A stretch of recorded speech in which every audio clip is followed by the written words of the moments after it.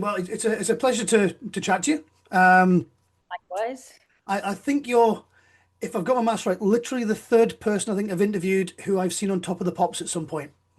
Wow, who were the other two? One was Bruce Dickinson from Iron Maiden, Uh-huh. and Scott Ian from Anthrax. Bloody hell, I'm in fine company there. I think you've sold more records than they have anyway. So, oh, you've certainly had more number ones than they have. Yeah, probably. So, Wendy, you've been. What I'm probably going to focus on actually is the length of time you've been in the music business, because I think that's Right. something which is well worth speaking about, and the changes and Yeah. so forth. But to jump on what's current, just to let everybody know where you are at the moment. Your most recent album, Yeah, sorry. Yeah. sorry, your most recent album just came out last year, Mm-hmm. which was album number 10, including Transvision Vamp all the way through. So that's 10 Yep. albums you've done, Yep. which is impressive by anybody's standards. Mm-hmm. And most importantly, and what we're promoting in the minute, which I'll remind people about, is you have a 21 date UK tour Yeah. coming up at the start of October. Yeah, and I start rehearsing on Wednesday. I've got one day left to do everything I have to do before I'm locked in a rehearsal room. Oh dear. So, time is clicking down a lot quicker than I thought. It always does, doesn't it? Time just absolutely flies. People don't seem to realize.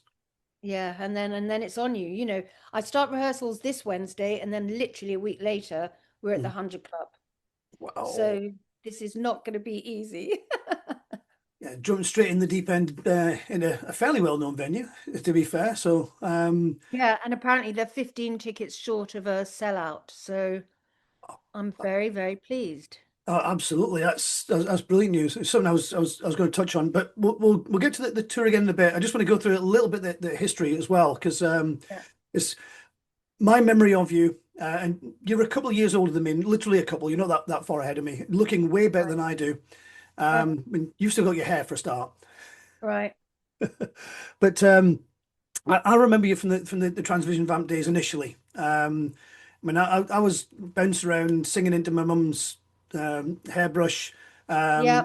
to the classics back then. And I assume they're still part of the live show these days as well as your own material. Yeah. I mean, it's ridiculous now the amount of material we're rehearsing up. Mhm. We are somewhere between 2.5 and 3 hours worth of material. And my poor drummer, he is the Bad Seeds drummer. He's Mhm. also been out drumming for the Pogues. All right, And cool. he's just getting back from America with the Pogues. And he's got 3 hours worth of material he has to learn. It's so Wow. funny. But, that's what he signed up for. So are you actually doing a 3 hour show, or are you just doing, we've got 3 hours of No. material and every night we'll mix it up a little bit so we know a little bit There, for. there are certainly some numbers that will be always in every show, and Mhm. that definitely includes I Want Your Love, Tell That Girl to Shut Up, Baby, I Don't Care. Yeah. But then, because I do have 10 albums, I've picked off three or four per album. And also, there's about 13 Transvision Vamp songs that we have rehearsed. We're Yeah. not necessarily going to play all of those per night, Mhm. but from Trash City to Down on You to Born to Be Sold, Mhm. there's a lot. And when I get into rehearsals, as I said, it starts on Wednesday. Yeah. Um, we'll hone in on a set list that works the best, and that will be our stock set list per night, into which we add or subtract other songs. Mhm. Yeah, so that'll be when you again. We see bands touring all the time, and the set list usually doesn't change much from night to night. For Mm. yourself, is the set list likely to change based on audience reaction? Is it likely to change on kind of a bit sick of this one, so we just change to something else? Are there some songs which work better in certain parts of the country than others that maybe refer to geography or something like that? It's essentially when No, you mix the set list up, why no, do you change it? it is based on my favorites, Okay. and it's based on trying to, thinking of the songs as their own little entity, trying to give them all a fair shake. Mhm. So there'll be spots in the set that we can bring stuff in, whether it's a cowboy ballad or a heavy punk rock number, Mhm. to be determined. Fantastic. And of course, for anybody who's buying tickets for more than one show, and I'm sure there'll be a handful of them, Yeah. it's good for them as well because they get to hear a couple of songs that they don't hear at some of the other shows as well. No, maybe you all have to come every single night of the tour in order to hear all of the songs. I think that seems fair. I mean, there's only 21, and the tickets are Only very reasonably 21. If priced I as can well. do it, so can you. Absolutely.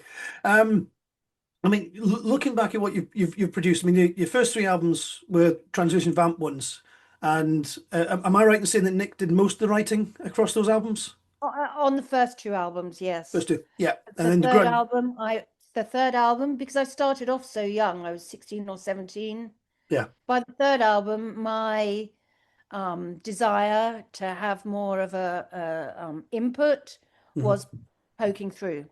yeah, And so that's why you see more of my credits on little magnets. hmm, And then obviously I collaborated with Elvis Costello directly yeah, after Transvision Vamp. And that became the turning point in my life, the moment of clarity where I decided that A, I knew within myself I had some very good songs that within me to write that, hmm, and also just the fact that if I was in order to be in the music business for someone like me, it has to be because it's my words and my feelings and my music and my instinct for melody or rhythm or style. hmm. And the days of me singing other people's version of me were over. That makes sense. Yeah. Um, Having said that, it's been very, very pleasant and continues to be pleasant to revisit the Transvision Vamp stuff. And of course, people identified Transvision Vamp as me to a Hmm. large extent. So now I've just reached the stage now where if the song's any good, it goes in the set, and if it's not, then it doesn't. Yeah, that makes sense. And who better to judge whether a song's good or not than the person who wrote it? I mean, that seems perfectly fair. Yeah, yeah, I get to curate my own stuff. I have to say, it's just when I'm reading the liner notes from Shape of History, and you're talking about, I just wrote to Elvis Costello and asked him to help me write an album. I mean, the fact that you were that age and could write to somebody like Elvis Costello says an awful lot about where Transvision Vamp were at that point in time. I mean, Hmm. you guys ended on a high, really, didn't you, after three albums? Well, in some ways, it was a strange kind of situation with the UK because that third album was our biggest selling album around the world, Hmm, apart from the UK. Even though the UK was our base and our master label, hmm, they had decided that they didn't quite understand or enjoy the direction that we were going in, which was certainly more rocky and less yeah, poppy. hmm, Although some of my favorite songs that we did, If Looks Could Kill, are on hmm, that album. And I just love to play that one. hmm, But anyway, the head of the UK label decided that he was going to not cancel the album, but postpone it. But hmm, then life took its own journey. yeah, And Nick and I, when we did two tours of America in 1991 and the world. So we just worked nonstop for 12 months. oh, And we were knackered. And we Nick and I kind of looked at each other and said, the only way we can get off this merry-go-round, which it is a very, very constant merry-go-round of hmm, write, yeah, promote, record. Write, promote, gig, write, promote, gig. yeah, The only way we felt at that time, which probably indicates how frazzled our brains were, was to split up hmm, to in order to get a rest. And we didn't have any kind of overview from the label or management to say, hey, you guys, you deserve a break. Take a year and see where your heads are at. No one said that to us. So I literally remember being in a cafe with Nick, San Francisco or something, West Coast, hmm, and saying, what are we going to do? What are we going to do? And he said, oh, let's just call it a day. Um, so we ended in San Diego. So the UK label never got the chance to actually release the record domestically because by the time we got back to the UK, we'd split up. Although it was never an official split up, I don't think we put a press release or anything hmm. out. It just kind of went quiet. Those things. But how did you then get in touch with Elvis Costello? I mean, did you literally just write to him and say, "Dear Elvis," or was he Oh somebody yeah. you'd met before or worked with before? We had played various festivals with him that Okay. earlier that summer. I hadn't actually exchanged any words with him, Hmm, but we were all staying in Hollywood for a residency in Hollywood, a venue there. And I walked into the bar of our hotel and I saw Pete Thomas, the drummer from the Attractions. Oh. And I kind of sidled up to him. No, that sounds wrong. I sat next to him. Um, and famous people know each other by at least by sight. Mhm. And so he was like, "How you doing? How you doing?" And I said, "Well, I think we're going to call it, we're so fucking tired. Sorry. I think we're going to call it quits in a week's time or something."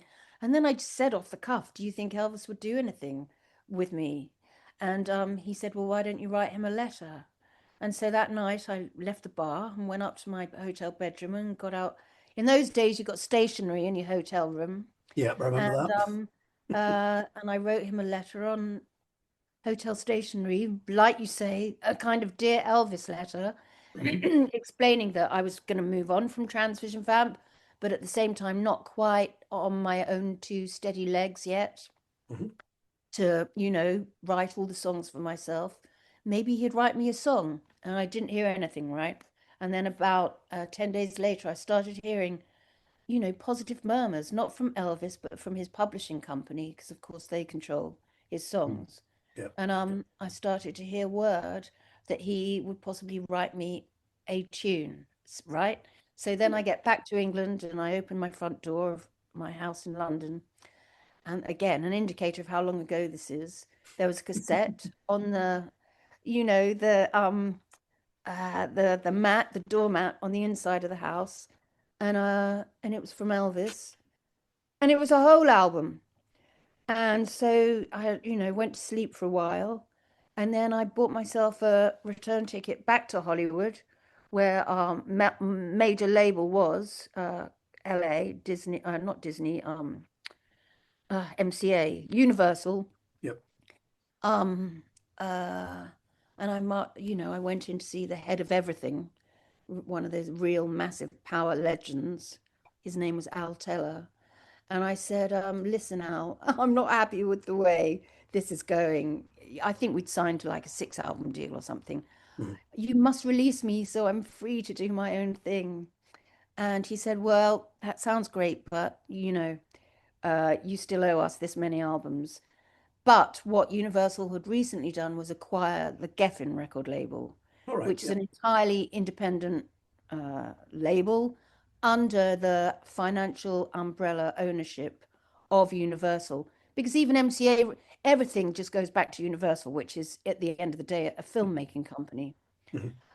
So, speculation was that the whole music catalog was a write-off for the film company.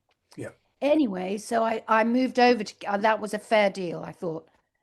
So I moved over to Geffen Records, Mhm. and that's how we continued. Fantastic. And so from there, you moved on and you became truly writing your own material from there. One of the Yeah. highlights that stuck out for me was you've started off somebody else writing most of the material, then you've kind of come into it with that third album. You kind of bit of work with Elvis Costello for the next one. By the time you were on to Queen High Straight, you didn't write an album. You wrote effectively two. I mean, it was an album, but it's a double Well, gatefold vinyl, 20 tracks. I mean, that's two or even three albums by most people's reckoning. it turns out my instinct was right, and I am actually a fine songwriter, No and argument. that's where I always wanted to be, and that's where I'm happy, and that's where I am most proud as well. Um, for all the other things that I love so much, I really enjoy it when I get a song right in Mhm. my own head by my own judgment. And so yes, I've now written 10 albums, and as you say, the ninth album was a double album, so that's actually 11 albums if you actually count slices of vinyl. That's it. But technically, It's it's almost 10 three. albums, 10 releases, Mhm. and if I get a moment next year, maybe springtime, I'm going to write the 11th one.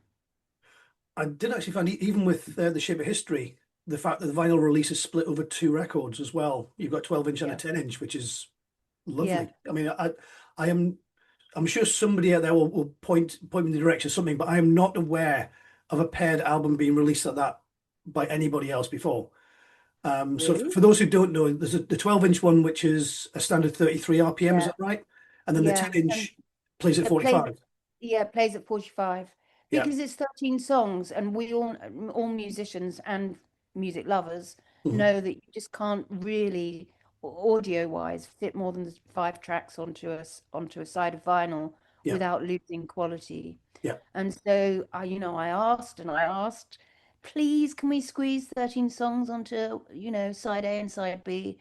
And my mastering agent and the pressing agent and everyone said, no, it's really not worth it. Having now seen the 10-inch, it's so cute. Hmm. It's a mini version of the 33. It's really, really lovely, and I couldn't be more happy. Yeah, it's strange. 10 inches were one of those things that just didn't really appear much. I think I've got maybe two in my entire record collection. Right. And it's just I mean, they I was were. looking at flexi disc. I wanted to go back to the time of, when you get those little flexi discs on the cover of the record or on the cover of your music mag.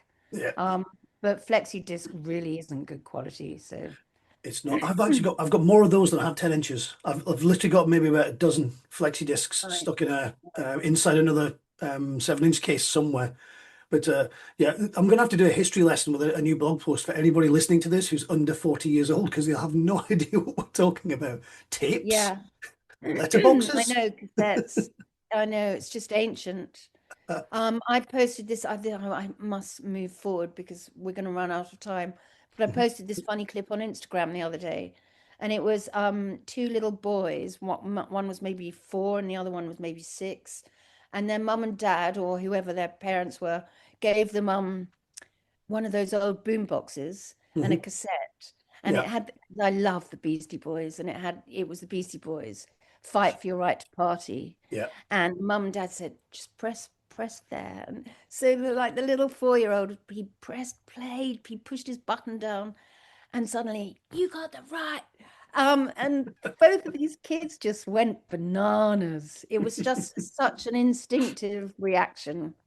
Mm. So, you know, I'm sure they'll always remember that and go and buy a boombox when they're 18. Yeah, there's something to be said about. I mean, music's all about listening to the music. We get that, but when you go to streaming now, the one thing you're missing is the whole tactile thing. When your vinyl Yeah, releases a gatefold, opening it up, the liner notes, the artwork. There's yeah, 12 inches square, or so even true. across the entire back of an open gatefold or something. You, Yeah. you you miss all that, and it's worth paying the extra for. Absolutely. Yeah.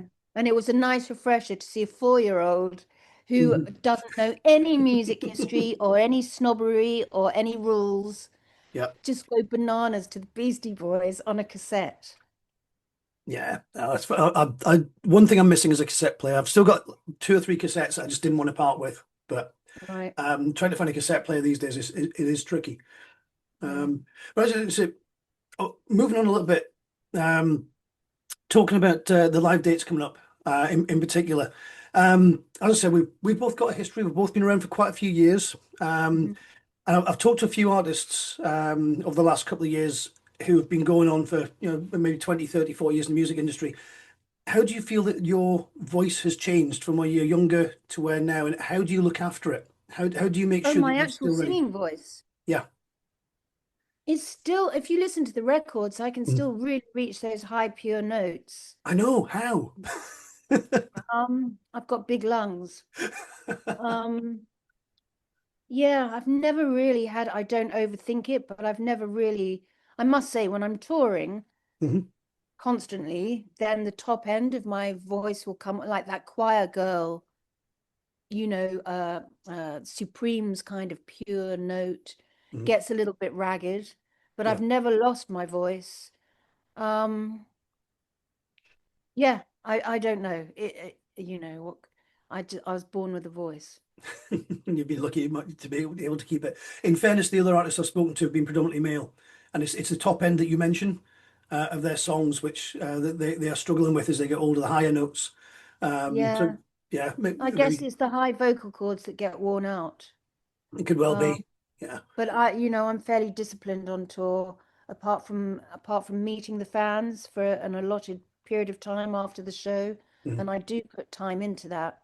Yeah. But then I'm not out partying or talking crap in a fucking sorry, in a pub. It's all right.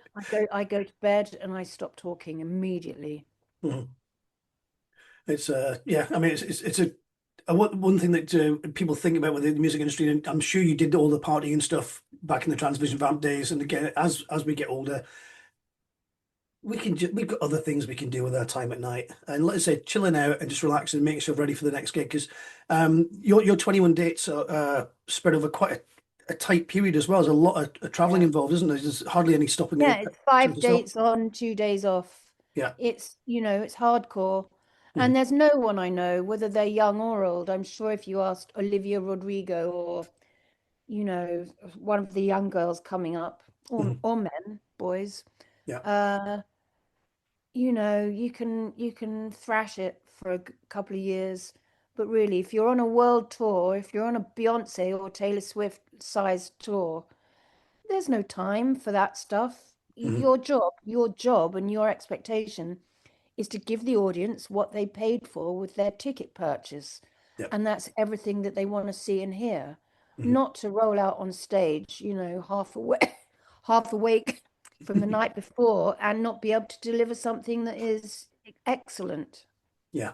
It's a very easy way to look at it and go, well, you're only working for 90 minutes or 2 hours. You've got all this other time. Yeah, but as you're saying, the preparation, the rehearsal, the travel, keeping your voice in tune, making sure that you're prepared just before you go on stage, getting well rested, and Oh, it's particularly so when you're much traveling all the constant. time. Yeah, Yeah. yeah.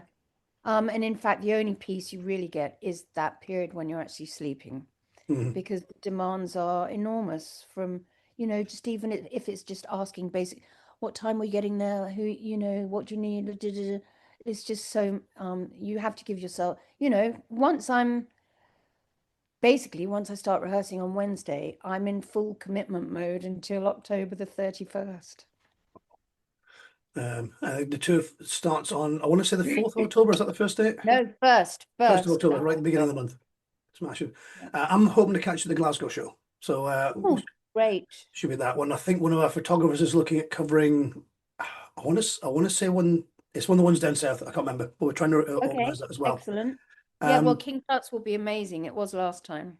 it's a lovely little venue, isn't it? It's nicely Yeah, intimate without being too crammed. It's yeah, and decent sound as well, so it should be a nice place. And the food also. I have to give a shout out to the chefs at King Tut's as well. If anyone's arriving early for the gig, by all means, order from the menu. The stuff's really good. It's a nice meal yeah. there. I have to say the same thing, food recommendations, Broodnell in Leeds and Mhm. also the Clooney in Newcastle. Oh. Excellent food. Fantastic. Yes, no, I'm glad to hear you. I'm originally from Tyneside. That's my old stamping ground. So, and I used to live in Leeds. So you've literally named the three places I've lived. So that's Both of those, fantastic. yeah, both of those venues are superb. That's brilliant. I'll bear that in mind next time I'm back home again. I'll pop into Clooney. I've not been for quite some time. So, Oh, it's such a magical place. And Leeds Broodnell is just, it surpasses itself. mhm. Everyone wants to play there.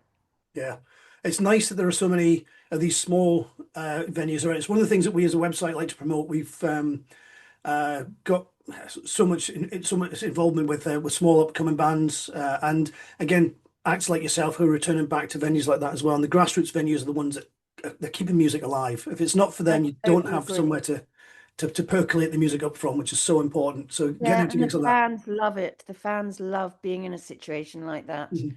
because it's big enough to not like, it's not just 10 people crammed into a lavatory.